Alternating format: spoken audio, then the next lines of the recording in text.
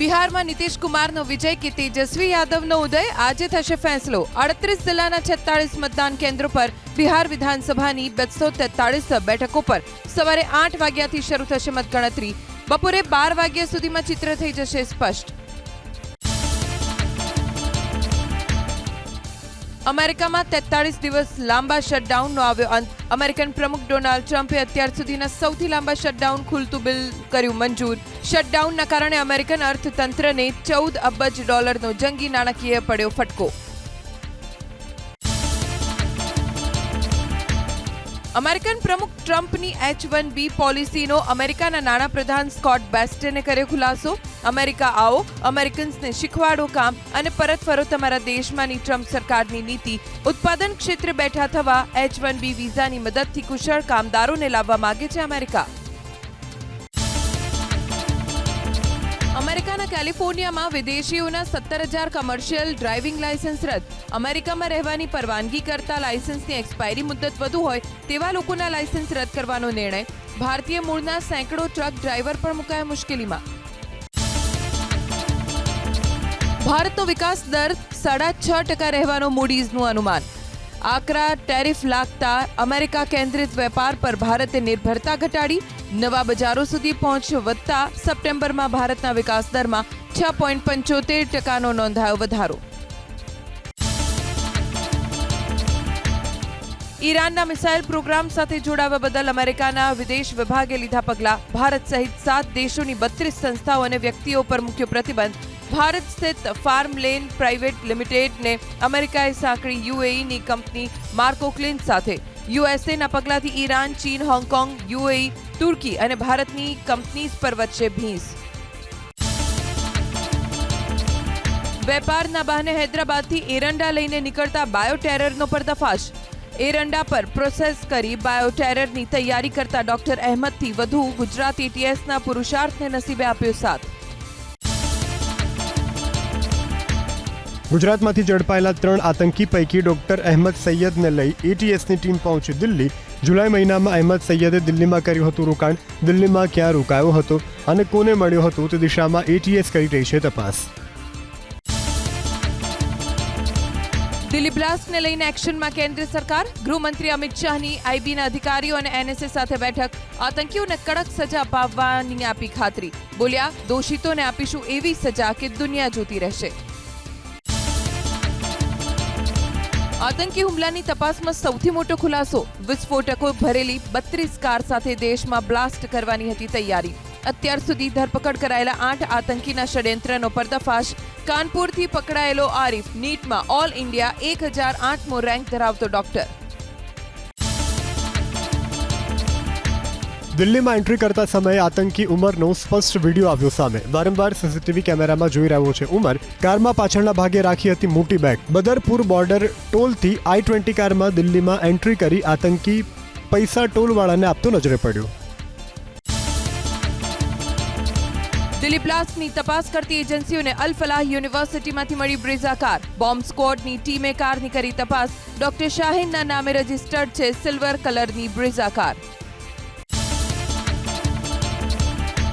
ઉત્તર પ્રદેશના હાપુડમાં દિલ્હી પોલીસની કાર્યવાહી। મેડિકલ કોલેજમાં પાડ્યો દરોડો। ડોક્ટર ફારૂકની પૂછપરછ માટે અટકાયત કરાઈ।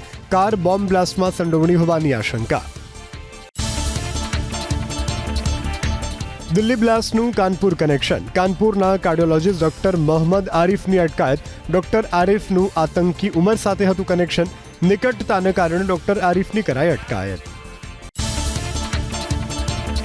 હરિયાણાના મેવાત પણ ગયો હતો આતંકી ઉમર।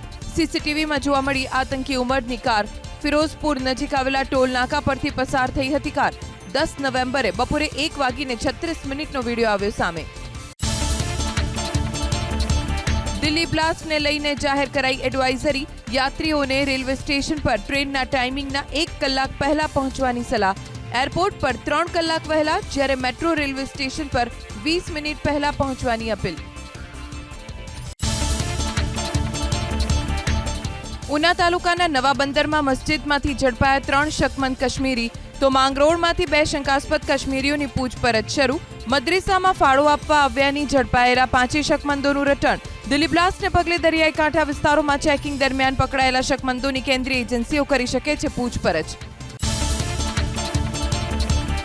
પાક નુકસાનીના રાહત સહાય પેકેજના લાભ માટે ખેડૂતો આજથી કરી શકશે ઓનલાઈન અરજી. 15 દિવસ સુધી ઓનલાઈન પોર્ટલ રહેશે કાર્યરત. મળવા પાત્ર રકમ ખેડૂતોના ખાતામાં રાજ્ય સરકાર સીધી કરશે જમા. ઇલેક્ટ્રિકલ વ્હીકલને પ્રોત્સાહન આપવા મોટા શહેરોમાં પાયલટ પ્રોજેક્ટ શરૂ કરવા સુપ્રીમ કોર્ટનું સૂચન. લક્ઝરી, પેટ્રોલ, ડીઝલ વાહનો પર તબક્કાવાર પ્રતિબંધ મૂકવા સુપ્રીમ કોર્ટનો દિશા નિર્દેશ. રસ્તા પર ઇલેક્ટ્રિક વાહનોની સંખ્યા વધતા ઇલેક્ટ્રિક ચાર્જિંગ સ્ટેશન્સની સંખ્યા વધવાનો પણ આશાવાદ.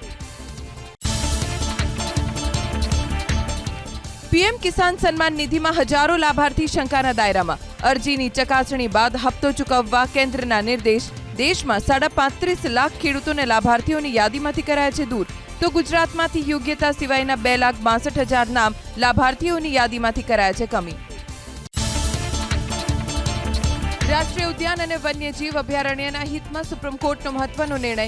અભયારણ્યો અને ઉદ્યાનોના 1 કિલોમીટરના દાયરામાં ખનન પર સુપ્રીમ કોર્ટે મૂક્યો પ્રતિબંધ. સંરક્ષિત વિસ્તારની સીમાથી 1 કિલોમીટર અંદર ખનન પ્રવૃત્તિઓ વન્યજીવો માટે અત્યંત ખતરનાક હોવાનું કોર્ટનું અવલોકન. બેંકો તરફથી ચેક બાઉન્સની ફરિયાદ દૂરના સ્થળે કરાતા સુપ્રીમ કોર્ટ નારાજ. આંધ્રપ્રદેશની વ્યક્તિ સામે ચંદીગઢમાં કેસ કરાતા સુપ્રીમ કોર્ટની બેન્ચે કામગીરીને કાયદાનો દુરુપયોગ અને હેરાનગતિ ગણાવી. કેન્દ્રીય કર્મચારીઓ અને પેન્શનર્સ માટે ફેમિલી પેન્શનને લઈને કેન્દ્રએ જાહેર કર્યો નવો નિર્ણય. ફેમિલી પેન્શનમાં દીકરીનો હક લગ્ન પછી પણ યથાવત રહેશે. કેન્દ્રના નિર્ણયથી પેન્શનને લઈને વિવાદો પર આવશે લગામ. તમિલનાડુના નાના વિમાનનું રસ્તા પર કરાયું ઇમરજન્સી લેન્ડિંગ. વિમાનની આગળનો ભાગ ક્ષતિગ્રસ્ત થતા મચી દોડધામ. રસ્તા પર વાહનોની અવરજવર બંધ કરાવી વિમાનનું કરાયું લેન્ડિંગ. રાજ્યમાં રોડ રસ્તા અને પુલોના બાંધકામની ગુણવત્તામાં કોઈ પણ પ્રકારની બાંધછોડ ન કરવા મુખ્યમંત્રીના આદેશ. ગેરંટી પીરિયડ દરમિયાન રોડ રસ્તા તૂટે તો કોન્ટ્રાક્ટર્સને બ્લેકલિસ્ટ કરી કાયદાકીય કાર્યવાહી કરવા ભૂપેન્દ્ર પટેલે આપી સૂચના. 30 નવેમ્બર સુધી શહેરના રોડ રસ્તાની સ્થિતિનો અહેવાલ રજૂ કરવા મનપા કમિશનર્સને ફરમાન. વધુ 3 બ્રિજની કામગીરીમાં વિલંબના કારણે અમદાવાદમાં વાહન ચાલકોને હાલાકી. મકરબા, હેબતપુર અને ટોરેન્ટ બ્રિજની કામગીરી હજુ સમય મર્યાદામાં નથી થઈ પૂર્ણ. 3 બ્રિજની કામગીરી પૂર્ણ થતાં જાન્યુઆરી મહિનાની જોવી પડશે રાહ. હેબતપુર, સત્તાધાર, મકરબા બ્રિજ શરૂ થતા 4 લાખ લોકોને નહીં ફસાવવું પડે ટ્રાફિકમાં. 250 કરોડના ખર્ચે બનતા બ્રિજનું કામ 6 મહિનાથી 1.5 વર્ષ સુધી ચાલે છે મોડું. તમામ બ્રિજ ફેબ્રુઆરીથી જૂન સુધીમાં કાર્યરત થઈ જશે. કચ્છમાં ટેકાના ભાવે 4 દિવસમાં 270 ખેડૂતોએ 13,390 મણ મગફળી વેચી સરકારને. 2,904ના ભાવે 8 કેન્દ્રો પર કરાઈ રહી છે મગફળીની ખરીદી. 21 કિલોમીટરમાં નખાશે અંડરગ્રાઉન્ડ વીજ લાઇન સુરેન્દ્રનગરમાં. સરકારે પીજીવીસીએલને ફાળવ્યા 60 કરોડ. ચોમાસામાં લાઇટ જવાની સમસ્યામાંથી જનતાને મળશે મોટી રાહત. સૌરાષ્ટ્રના રેલવે મુસાફરો માટે સારા સમાચાર. આજથી પોરબંદર રાજકોટ વચ્ચે 2 નવી ટ્રેનને કેન્દ્રીય મંત્રી મનસુખ માંડવિયા આપશે લીલી ઝંડી. ટ્રેન શરૂ થતા હજારો મુસાફરોને થશે ફાયદો.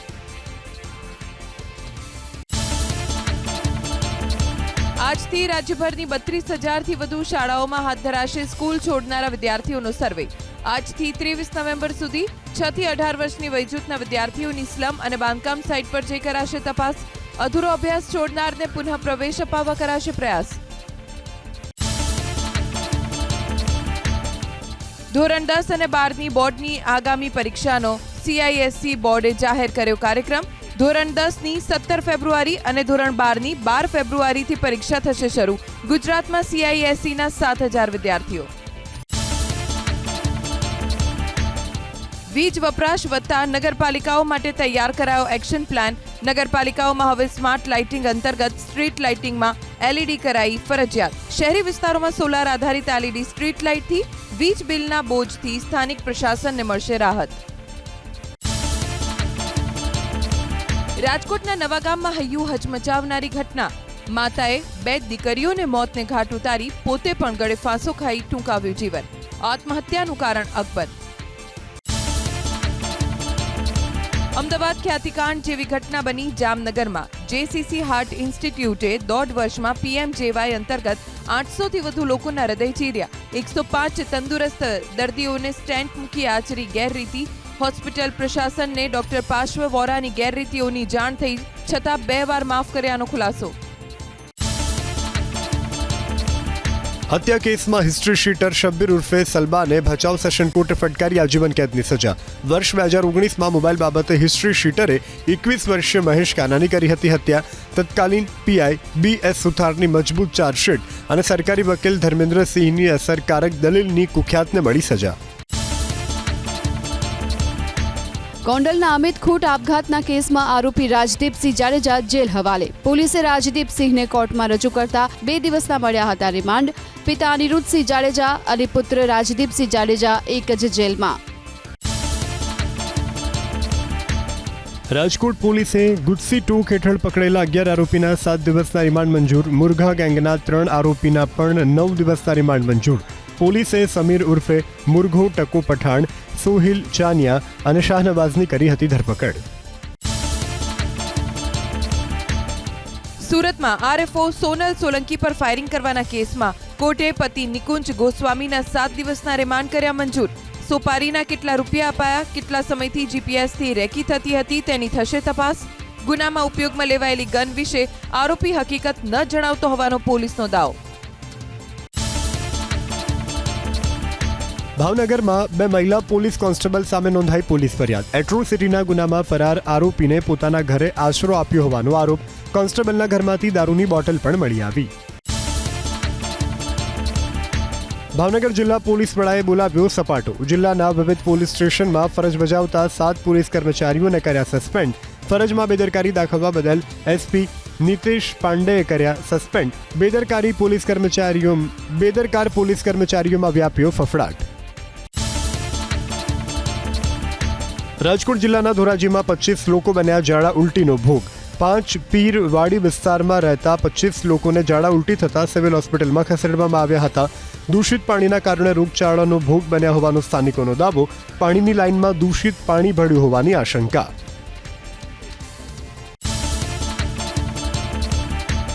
અમદાવાદમાં ગેરકાયદે કાચબાનું વેચાણ કરનાર 4 આરોપીની ધરપકડ. સોશિયલ મીડિયામાં વેચાણ કરતા હોવાની બાતમી મળતા કાર્યવાહી. 50,000થી લઈ 1 લાખ સુધીની કિંમતમાં કાચબાનું કરાતું હતું વેચાણ. દીપડાના ચામડા સાથે 4 શખ્સની અટકાયત. નવસારીના વાસદાના રાણી ફળિયા ગામમાંથી ચામડું કેવી રીતે લાવ્યા અને ક્યાંથી લાવ્યા એ દિશામાં વન વિભાગની તપાસ શરૂ. સમગ્ર કેસમાં હજુ અન્ય લોકોની સંડોવણી હોવાની આશંકા. બોટાદના રાણપુર તાલુકામાં યુવકના મૃતદેહને પરિજનોએ કર્યો સ્વીકાર. સામાજિક ન્યાય સમિતિ મંત્રી અને જિલ્લા કલેક્ટરે યોગ્ય ન્યાય અપાવવાની ખાતરી આપતા મૃતદેહનો કર્યો સ્વીકાર. હર્ષ સોલંકી નામનો યુવક મિત્રને મળવાનું કહીને ઘરેથી નીકળ્યો. મોડી રાત સુધી ઘરે પરત ન ફરતા શોધખોળ કરતા ઇજાગ્રસ્ત હાલતમાં મળ્યો હતો મૃતદેહ. જૂનાગઢમાં ડોક્ટર આંબેડકર સરકારી કન્યા છાત્રાલયમાં જમવા બાબતે થયેલા હોબાળાની ઘટના. ફૂડ વિભાગે લીધેલા સેમ્પલમાં ગેરરીતિ આચરી હોવાનો વિદ્યાર્થીનીઓનો આરોપ. વિદ્યાર્થીનીઓના હોબાળા બાદ ફૂડ વિભાગે લીધા હતા સેમ્પલ.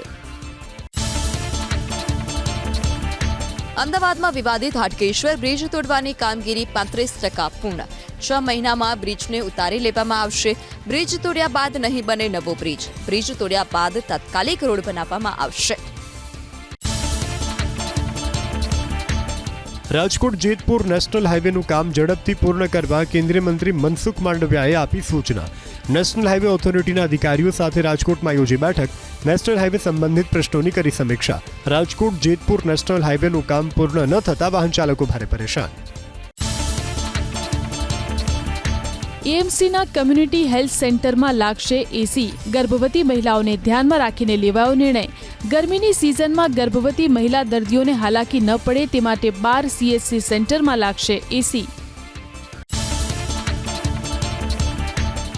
સુરતના ડાઇંગ અને પ્રિન્ટિંગ મિલોમાં કામદારોની સર્જાઈ અછત. દિવાળી અને છઠ પૂજામાં બિહાર ગયેલા કામદારો હજુ સુધી પરત ન ફરતા હાલાકી.